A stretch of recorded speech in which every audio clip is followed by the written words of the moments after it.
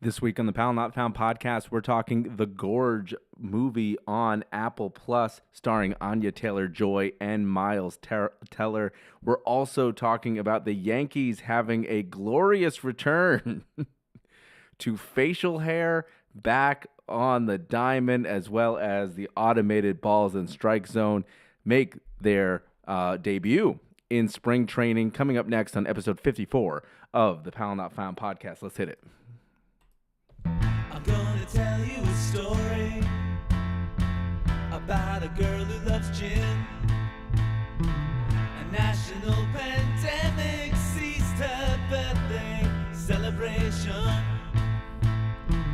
Although she knew it was coming, we tried not to tell her. She brewed some Irish breakfast tea. She knew her birthday was getting corona.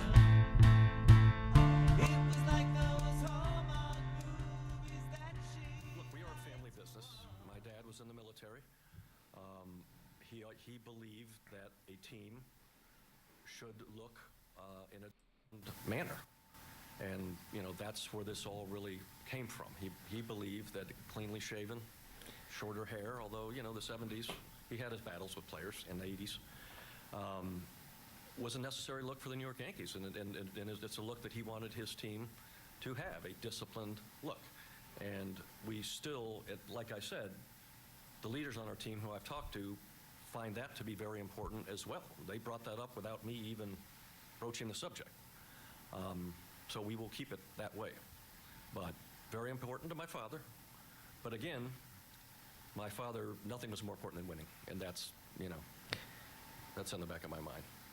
And that is the voice of Hal Steinbrenner, acting owner of the New York Yankees, along with Brian Cashman, talking about the change in policy that we honestly thought never was going to happen as Yankee fans, and that is the repeal, that you've heard it right, the repeal of the facial hair in as a Yankee. No longer will you see clean-shaven Yankees.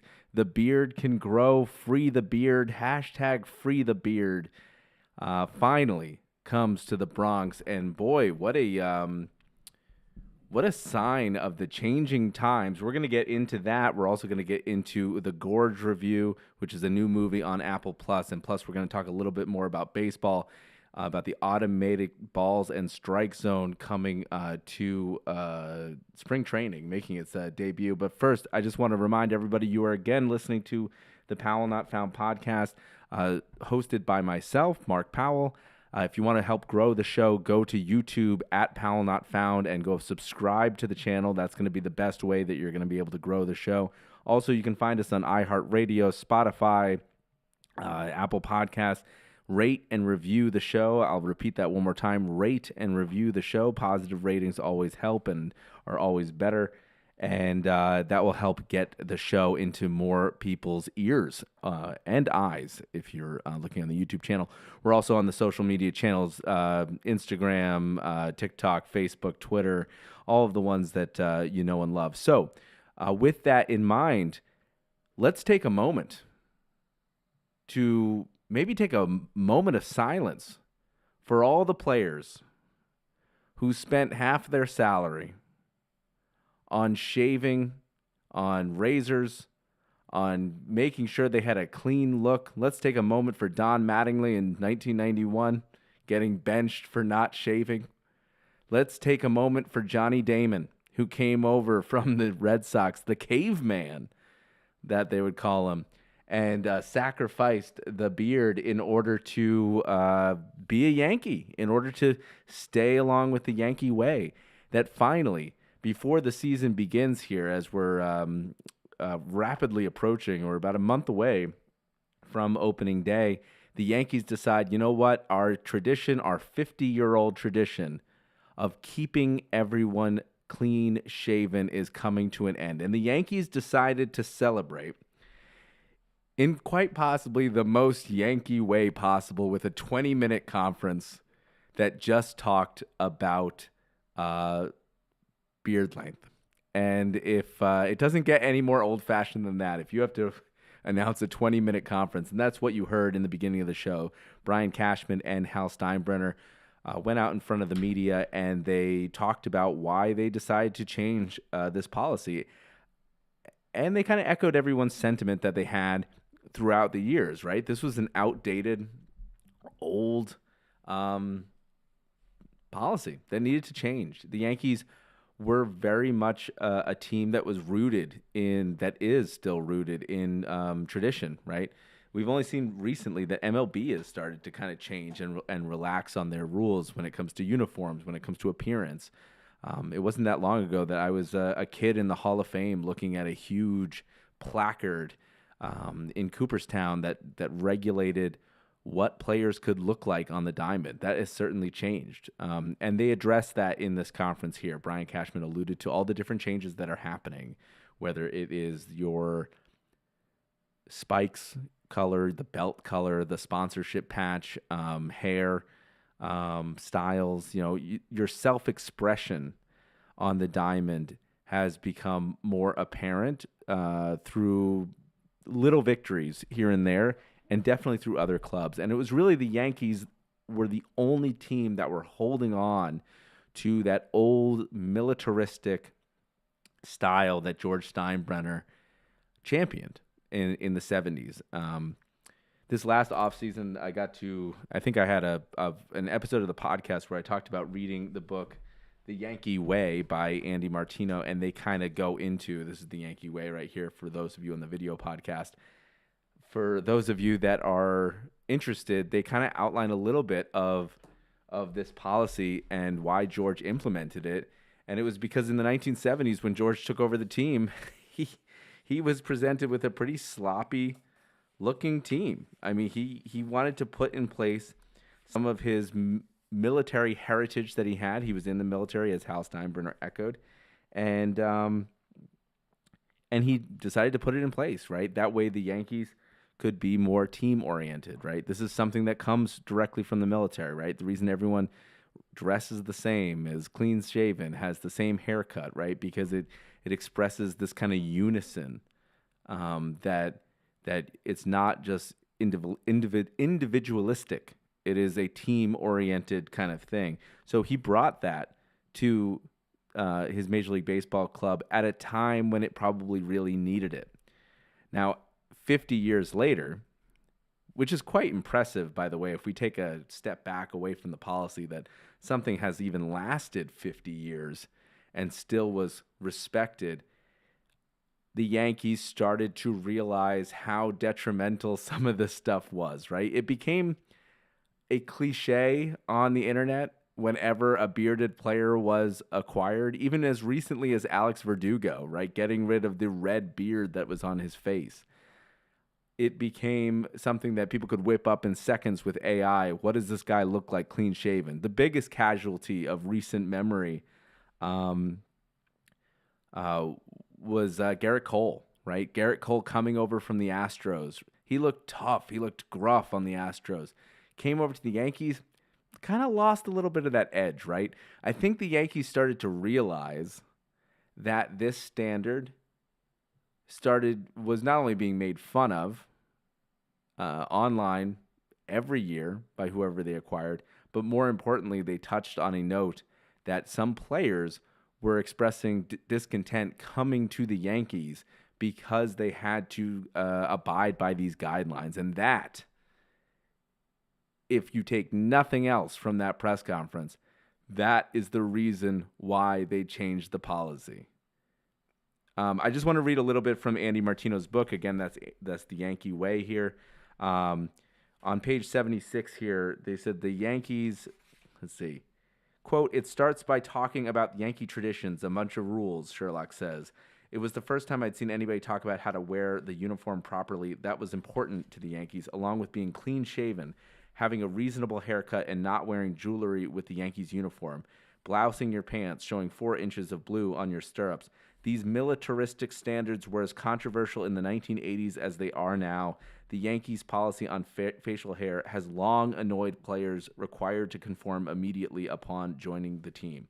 Quote, "Players sometimes didn't like it," Sherlock says.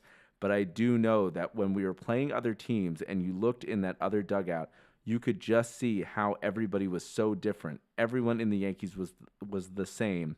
Most of us understood why and were pretty happy to be in the Yankees dugout. Now, the reason I read that little passage again, that's from Andy Martino's book, great book called The Yankee Way.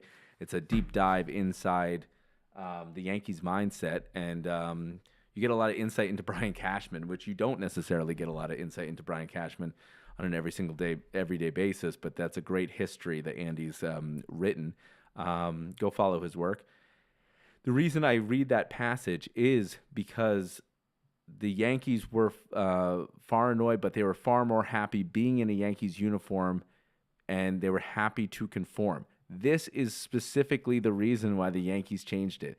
It appeared that now, along with all the changes that have happened in the major leagues, along with the Dodgers really surfacing as the big dog in the league now it's no longer enough to be a Yankee, to put on that uniform, right? And abide by their standards. They had players probably tell them that, hey, it was too much for them. Brian Cashman said it was a non-roster invitee. I don't think you have any reason to not believe that that was the case. But you got to believe that if they're talking about this in hypotheticals, that they're probably getting wind that in reality, people didn't really, they may have missed out on it. That if it's a hypothetical you're talking about, there's chances are there's probably someone out there that they tried to acquire that balked. And specifically, it probably happened this year. Therefore, they're taking it away.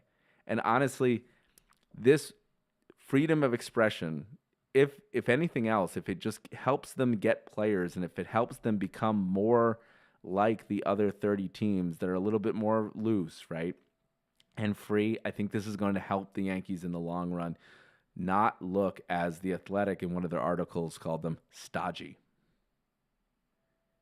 The Yankees have battled with this freedom of expression thing for a long enough, and even still, they outlined in this press conference. Again, I want to reiterate the ridiculousness of a 20-minute press conference on beards, but that they will have guidelines. They have guidelines on everything else, and it will be well-groomed beards. I don't think you're going to see a Johnny Damon-esque beard coming out of the Yankees dugout. I don't think you're going to see facial hair so long that it stretches out to the warning track. I think you're going to see well-groomed 5 o'clock shadows. I think you're going to see beards coming to the Yankees, and I think you're going to see players like Devin Williams, who clearly was the last victim here in this policy, which that stinks. 8 days before they change a 50-year-old policy. I mean, that stinks for Devin Williams, who came over from the Brewers, who had a long, long beard and just shaved it off. I think that was probably the last straw that kind of broke the camel's back, that they got to change. Otherwise, for the sake of tradition, they're sacrificing what was most important, which was the winning, right? I look back to all those players in the past and just wonder how much, how taxing that is to just shave every single day. And the only thing I can really compare it to is late night hosts. Every single time, whether it was a writer's strike or whether it was a vacation, you always saw the late night host. And this might not have been true with Carson because that's before my time, but you saw it with Conan O'Brien. You see it with Jimmy Kimmel. You see it with Stephen Colbert. David Letterman looks like we just saw him in the SNL 50 special. That beard has not come off since he retired. The taxing nature of being clean shaven every single day, wouldn't you? It would just get old after a while, right? And that's why I think you see players like Derek Jeter even has a beard after the fact, right? It's must be tiring as a player to just have that in the back of your mind. So if it's one less thing the players have to think about, then that's more focus is dedicated towards the most important goal is winning, right? I would imagine if you're a former player especially like a Derek Jeter, like a Paul O'Neill, like Mattingly, like Winfield, that you had to conform to this policy for years and years and years, that you're probably thinking to yourself, way too long. This took way too long to materialize, and it should have been done not now, but 25 years ago, right? But again, this is just baby steps for the Yankees changing into a new era, right? Brian Cashman says something at the end of that press conference where he incorrectly used an analogy about an aircraft carrier. Or it's like he was trying to basically convey that it's glacial moving an organization into policies like this, because you probably have to get a lot of sign-off here and there in order to change something like this. The Yankees have been very open as of late, right? That's kind of what they need to do. They need to adapt with the times. I think that they're still kind of rooted in that. There's been a lot of talk lately of the championship or bust motto, whether that's old and antiquated and outdated, right?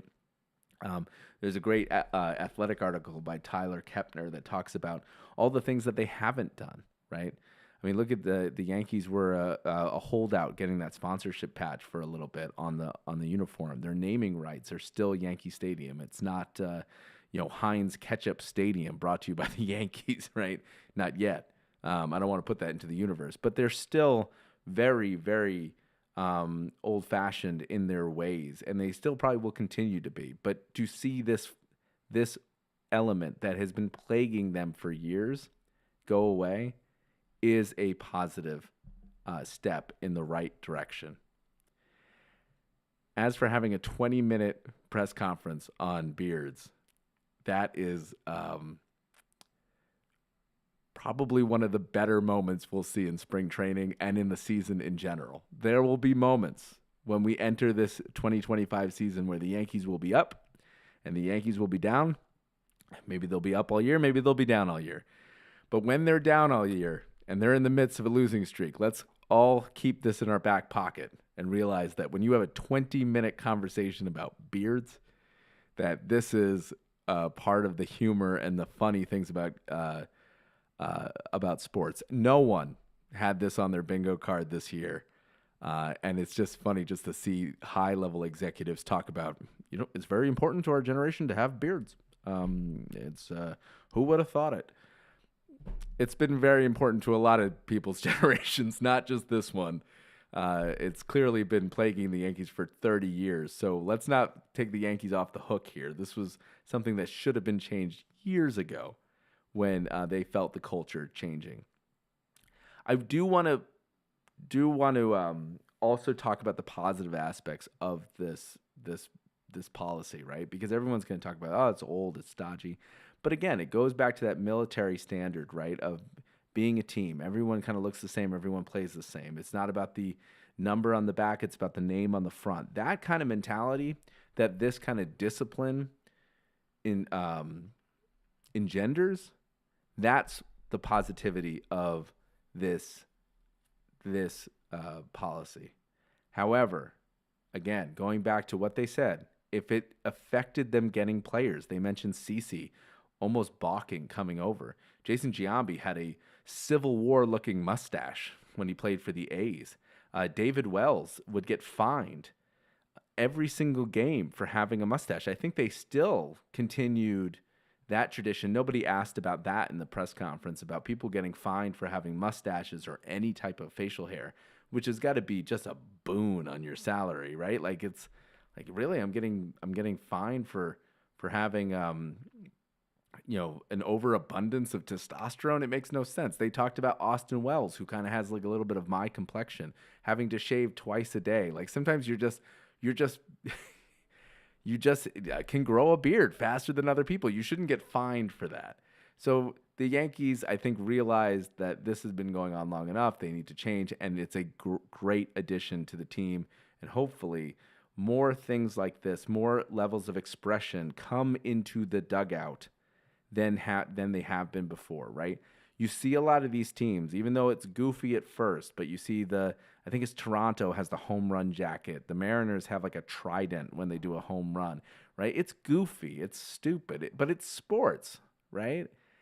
Hopefully the Yankees will start kind of letting the players be the players, because that culture engenders success, right? When you have players that are comfortable in that locker room and comfortable on the diamond, you're gonna get good results, right? And hopefully this is a step in the right direction. Just watching that Four Nations and watching those clips of Miracle and stuff, that's the kind of thing that they want to engender, right? They want to engender winning at all costs, and if that means giving the players back a little bit of expression and freedom of expression, then yes, this was a great move by the Yankees. With that, we're going to take a quick break, and then we're going to come back, and we're going to talk about two more topics on the show. Again, this is the Pal Not Found podcast that you're listening to, and we're going to talk about the Gorge and a little bit about SNL 50 and the automated balls and strikes in spring training and what we think about that. And I want to hear specifically from you guys what you think about this new rule change, because this might be a game changer coming up. Let's take a quick break.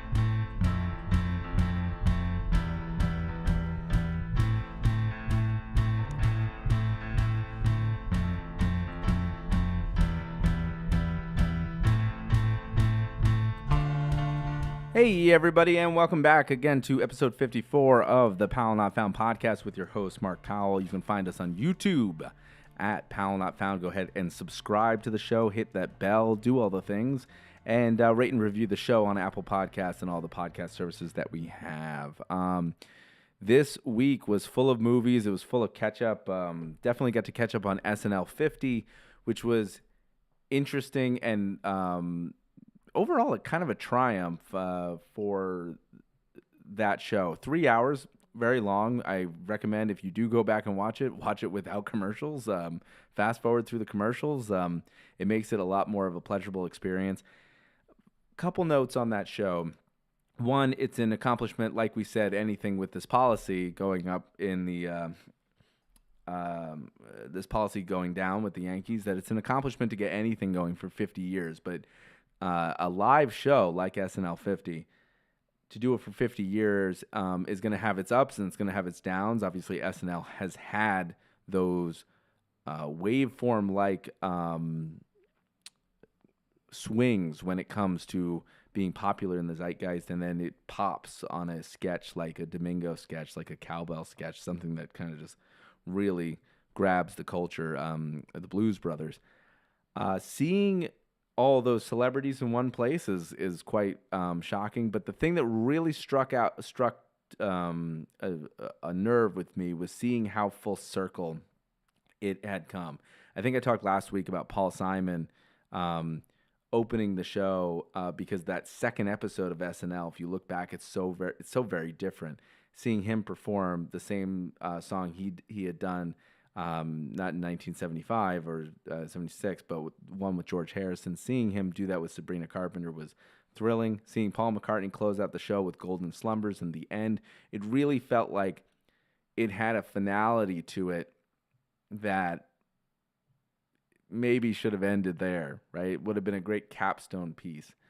Seeing all these actors and seeing all the retro clips, the clip show nature of it was more interesting to me than some of the returns of the sketches that we know and we kind of love, like the Domingo sketch, the Little Hand sketch. Debbie Downer, right, was one of them. Andy Samberg's digital short that he had done where everybody gets anxiety at SNL, right, which was a very kind of like inside baseball-y joke, but also kind of very relatable, right? If you're listening to any of the other material that's kind of coming along with it, it does seem like it's a very stressful place to work, and the writing is just 11th hour all the time. So seeing some of those sketches were great, but going back and seeing them kind of in a row, seeing that like tribute to physical comedy was just funny, right? I wish we'd get more of that, and I'm excited to kind of look in Peacock because I didn't realize last week that there were whole documentaries dedicated to some of the writing that I'm looking forward to looking at and seeing, because I think that's the interesting piece of something that's been on here this long, is not necessarily the recurring sketches or just these throwbacks or all the celebrities.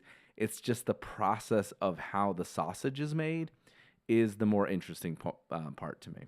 So with that, I thought it was really good. I haven't seen the whole concert yet, but I thought SNL 50 was really, really nice and really fun, and just kind of, when you need to turn your brain off, that was a great way to do so for 3 hours. It was a little long, I will say.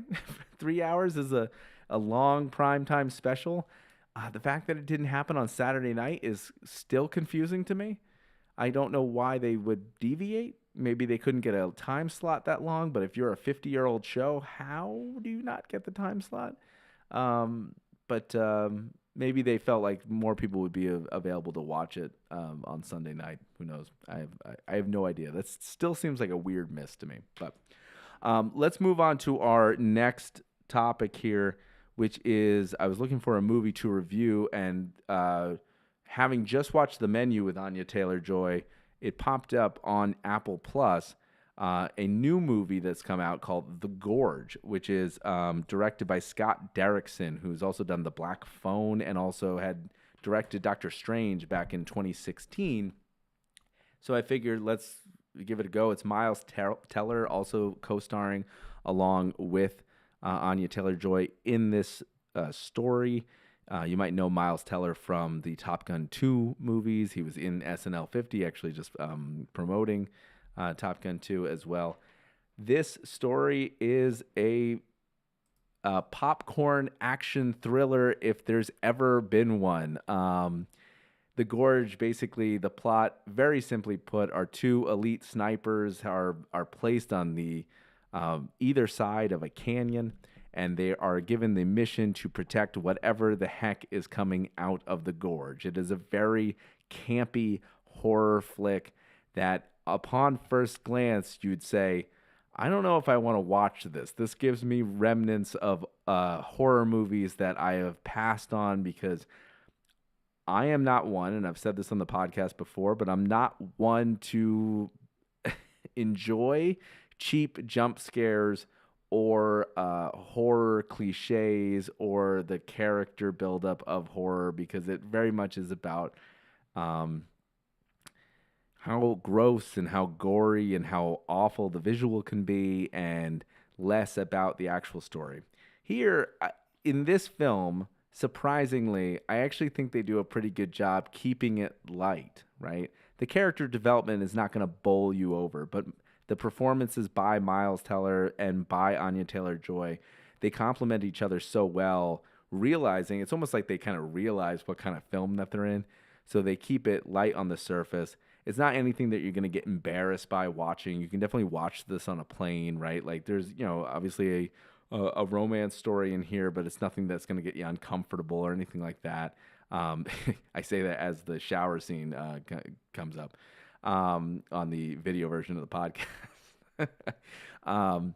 So it's not anything that's going to get you uncomfortable, but they do a good job. And then halfway through the movie, it really turns into, my best description of it is like The Last of Us or a Resident Evil like horror film.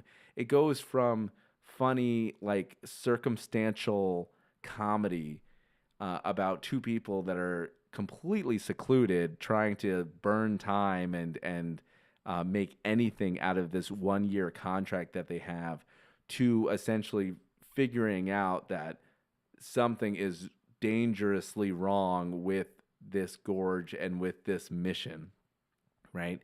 It has End of Tomorrow vibes along with it. It's very beautifully shot. It's lit. It's really nicely composed for a horror film. It's not like you're afraid of the dark. There are some cheap jump thrills on this, but it is really brought to life just by the powerful performances of Anya Taylor Joy and Miles Teller. And it's a good watch, right? It's not anything that you're going to think about probably about 2, 3, or 4 weeks from watching this film, but it's something that kind of, if you're looking for a movie to watch, it's perfect for streaming services. It's not a straight to DVD movie. I've seen some criticism of like, this is specifically, a perfect suit for streaming services and all that kind of stuff. No, it's a good movie. It's just not something that's going to be Oscar worthy, but it's one of those films that I think you do in a career that just kind of fills the time. Must have been great to shoot, and you move on, right? That's the perfect way I feel like I can describe it, where it's just an average good movie, I believe Miles Teller was who plays opposite of Anya Taylor Joy here, was talking about previously in Top Gun 2 about how you have to sometimes take roles. Like Tom Cruise was trying to mentor him in the past about sometimes you just take roles to gain the experience, to see different sets and stuff, and those roles will eventually snowball into something bigger and better. Not everything that you star in can be a cult indie or a major summer blockbuster. This is one of those movies where the ridiculousness and the absurdness of the plot is gonna not. It's not going to be able to wedge into your mind as one of the all-time greats because of the plot is so absurd. But it's grounded by good acting and quick pacing that it makes it tolerable to watch. So I would recommend everybody kind of go in and check it out. There are moments where it's going to seem... I mentioned The Last of Us because The Last of Us was very... the video game as well as the TV series now, which stars Pedro Pascal, is grounded by pretty good character development, right? But it's also contrasted within itself with some really, really crazy-looking visuals of the clickers and stuff like that. This movie has a little bit of this, but it feels like it's budgeted. Like, it feels like it's pulled back from the crazy production that Naughty Dog did in the first place and that HBO did later, that it feels like it's pulled back. So it is very much an absurd premise that has a little bit of Last of Us sprinkled in that will give you a surface level plot, but it is still a good watch and it keeps you on the edge of your toes. And honestly, enjoyed every second of it because it doesn't, before it gets boring, it just keeps you moving. It also stars Sigourney Weaver because, of course, if aliens are going to be there, Sigourney is going to be there. And she also plays one of the people who are putting on this mission. And it has a very kind of old World War II-y kind of plot to it. But I would suggest everyone go see it. It's a fun watch. It's nothing to write home about, but it's still a good piece of cinema that I feel like, again, is one of those roles that you just take in order to snowball into something bigger and better going forward. With that is The Gorge. We're going to take one last break, and we're going to talk a little bit about the automated balls and strike system happening within spring training right now when we get back from the break. See you soon.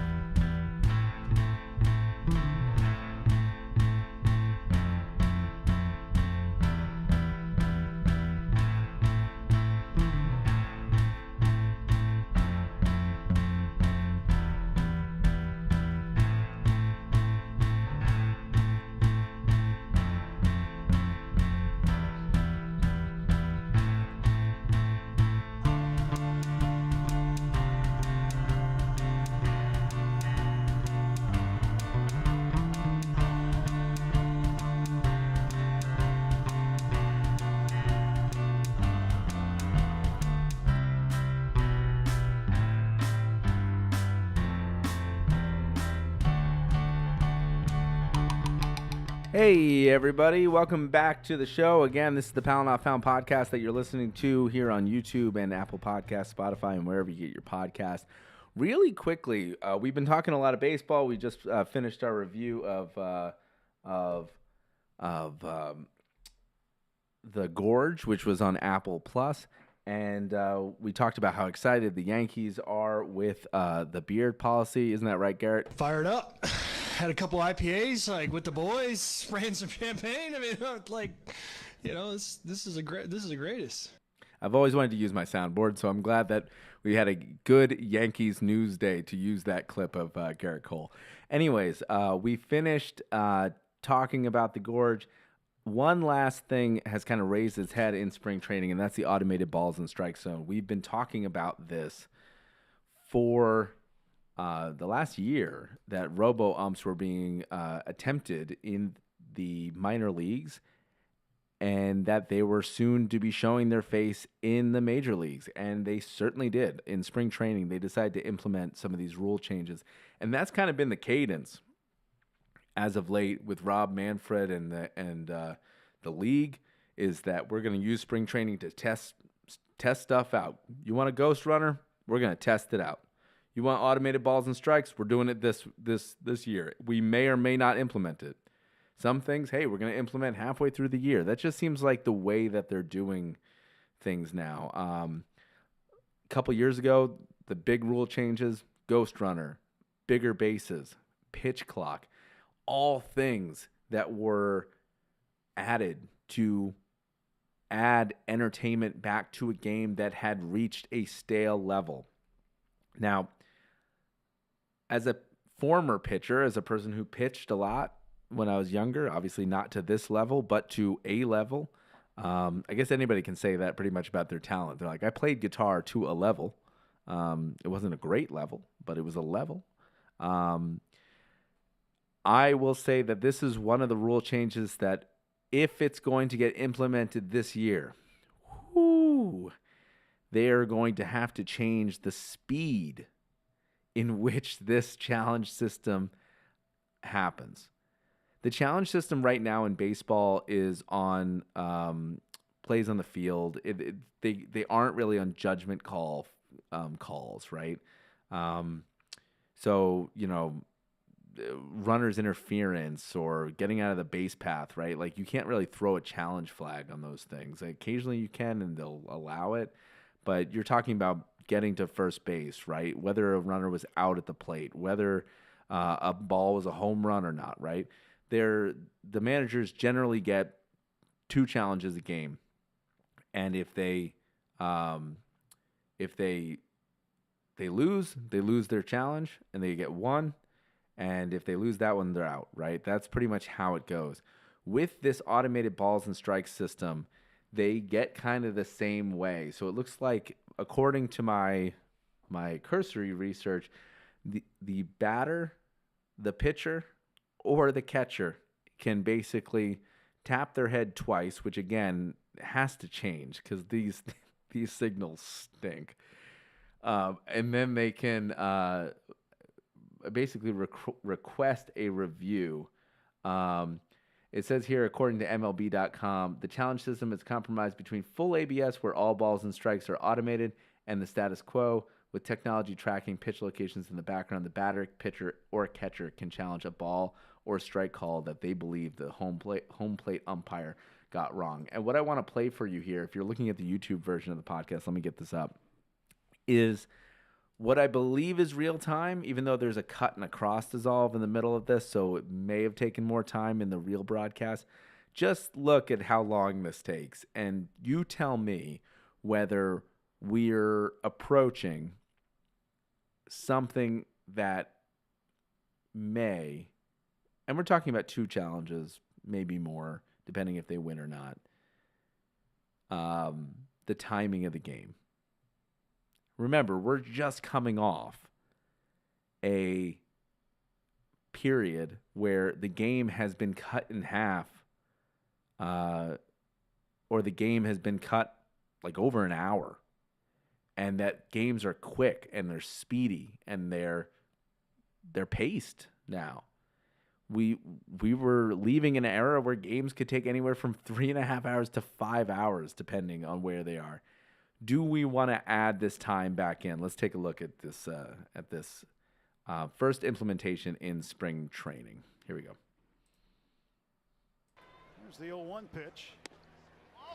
Inside, 1 ball, 1 strike. So here we go. The Cubs challenged that one, so it wasn't Max, so he's off the hook. Yeah. The home plate umpire, Tony Randazzo. Here's what it looked like. So it was a strike. So the Cubs challenged it. I'm guessing that it was the catcher, Reese McGuire. Well, good. We see it in the very first inning. There you go. So they keep their challenges. They still have. I mean, it doesn't seem egregiously long, but it does open that can of worms. Now, they've been testing this for a long, long time. I'm not saying that they haven't seen, all the different use cases. People were talking about what happens if you stand differently. Does the strike zone change depending on each batter, right? I'm sure all this stuff has been tested.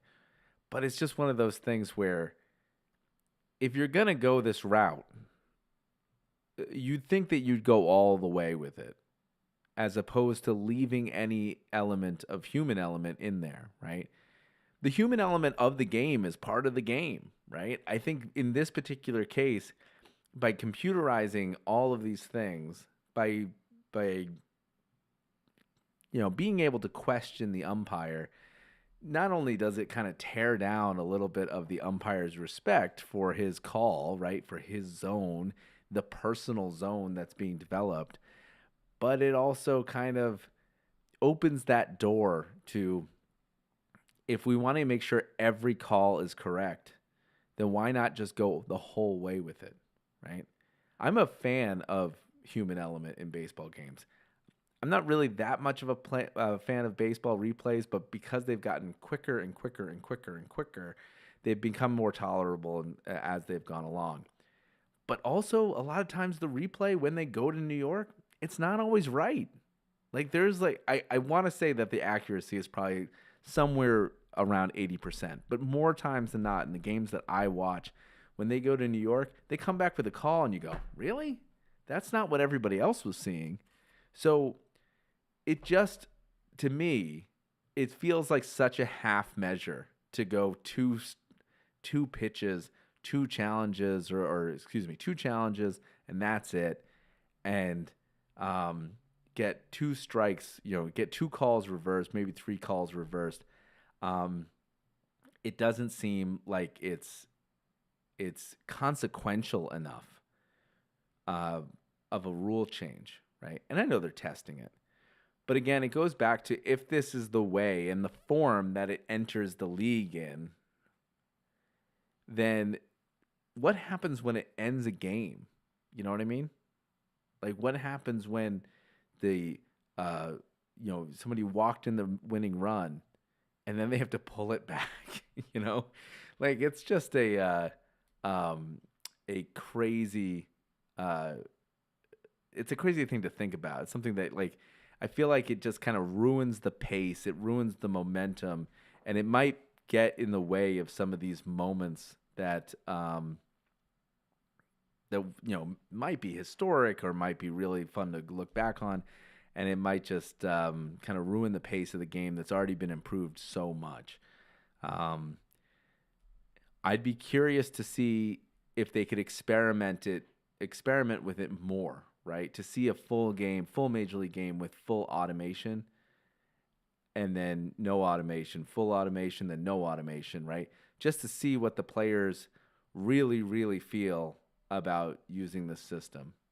Right there, I know it was kind of cut a little bit when we saw that video clip of how long it took, but having an umpire go confer with New York, there's always going to be some sort of time attached to that it's just going to take you out of the game, right? Which, with all the changes, maybe the pitchers and the catchers don't mind because it gives them a breather. I mean, how many times does PitchCom not work? I mean, how many times is that really just gaming the system for them to get a break? So maybe they welcome a little bit of the slowness, but I think it's going to be confusing to fans, especially if they don't make it very, very clear what the heck is going to happen when all of a sudden you're looking and saying, oh, we're ahead in the count 2-1, and then you look back after another handful of popcorn and you go, 1-2. How did this happen? So I'm very curious to see if this actually lasts into the regular season. I have a feeling it won't. I have a feeling that they probably need this time to experiment in spring training to see what would happen if they went fully automated.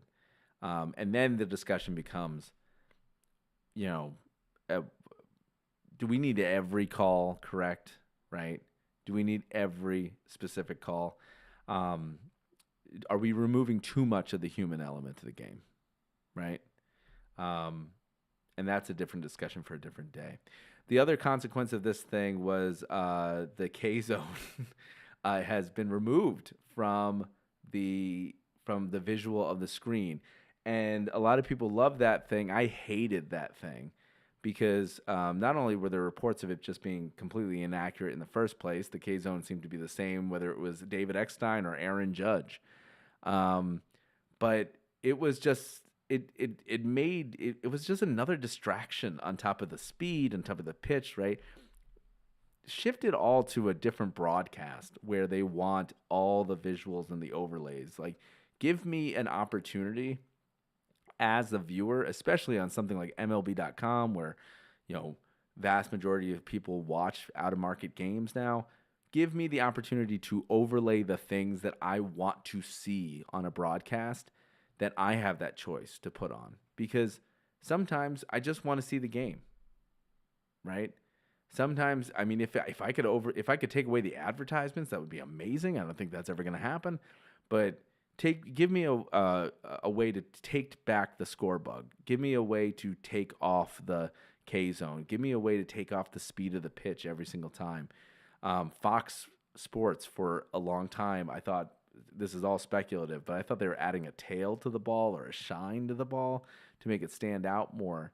Now they're overlaying advertisements, and you can see the green screen sometimes cut into players' uniforms. Give me an opportunity to really tailor my viewing experience for a major league game, especially since I'm paying for it. So I don't mind that this thing is going away. If they're going to go towards automation, it's going to be different.